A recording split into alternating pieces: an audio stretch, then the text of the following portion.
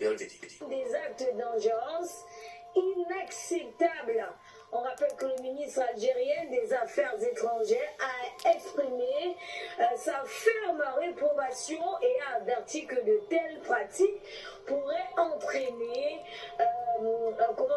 des mesures de rétention. C'est assez grave aussi, Dermal Abila. Tout à fait, il ne faut pas oublier qu'il y a une ambiance assez délétère en France. D'abord, parce qu'il y a une algérienophobie qui montre enfin son visage à nouveau.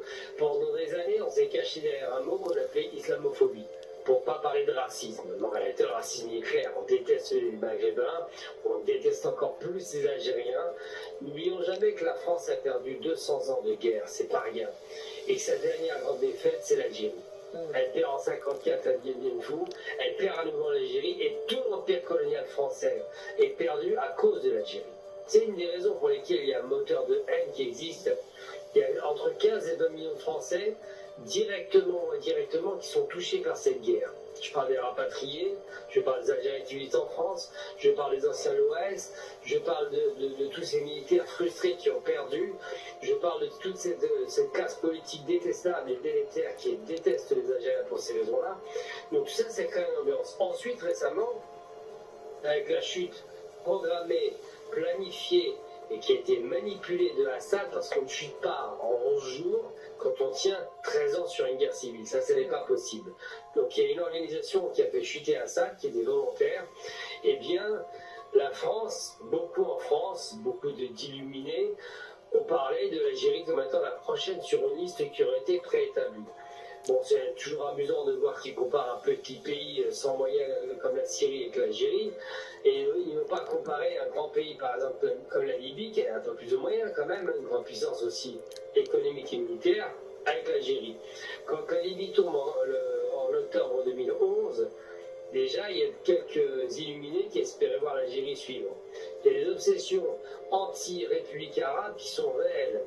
Anti-République arabe, anti-sionistes, il faut pas l'oublier. Donc ça, c'est vrai que ça reste dans l'atmosphère générale. On entend ça tout le temps en France.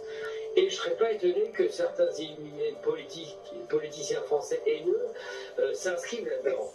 On sait déjà que Sarkozy avait des discours très très offensifs vis-à-vis de l'Algérie. La problématique de l'Algérie, c'est que c'est un pays qui est stable, un pays qui est puissant, qui a une grande armée, un pays qui a un peuple qui est très soudé aujourd'hui, ce qui n'était pas le cas il y a 20 ans, et surtout un pays qui commence à monter économiquement. Et quand un pays monte économiquement, c'est un modèle de développement pour d'autres pays africains et arabes, mais surtout c'est un contre-modèle pour les Français qui exportent leurs marchandises. Il faut savoir que les Français ne vendent plus de blé à l'Algérie. C'est très mal pris par les Français. Il faut savoir que les Français sont passés en seconde position commerciale derrière la Chine. Et ils risquent de passer en troisième position, parce que les Turcs se placent. Il faut savoir que l'argent est une obsession en Occident. Et que si les Français ne gagnent pas leur bien en Algérie, ils peuvent avoir quelques raisons d'en vouloir aux Algériens. Mais la rupture totale, j'y crois pas beaucoup. J'espère qu'elle n'arrivera pas, évidemment, parce que les conséquences vont être durables et ça risque d'être problématique. Mais je pense que le coup de semence qui a été donné là, le coup de ferme qui a dit « nous ne tolérons plus d'écart comme cela », est un coup qui était nécessaire. Parce que je ne crois pas du tout à la bonne volonté de certains services français. Je parle bien des services, je ne parle pas de l'État français. Mais certains services sont capables, de leur propre chef, de faire des coups tordus. Je ne crois pas qu'ils aient une bonne volonté, parce que, encore une fois, il y a un rêve de déstabiliser des pays africains. On l'a vu dans combien de pays africains, je ne sais pas besoin d'expliquer Bodenard dans les Comores, par exemple. Est-ce qu'on doit rappeler qu'il a carrément démis un chef d'État de ses fonctions, Abdallah? Je ne parle pas non plus de la Libye. C'est évident que la France était à la manœuvre et qu'elle a été assassinée un homme qui était en Afrique très populaire, pas seulement en Libye. Je parle de Kadhafi, paix à son âme. Je ne parle pas non plus de la Syrie, où les Français sont à la manœuvre. Je ne parle pas non plus de la Tunisie, où il y a quand même des pressions françaises pour que Ben Ali tienne à l'époque. Où ils étaient prêts à envoyer quasiment du matériel de répression. Donc il faut arrêter de nous raconter des histoires, de croire que la France serait un ange comme ça, tombé du ciel, et qu'il n'aurait rien à se reprocher. Ils ont des intérêts économiques. Ils ont des intérêts géopolitiques, ils ont un intérêt à déstabiliser les pays quand ils sont dérangés.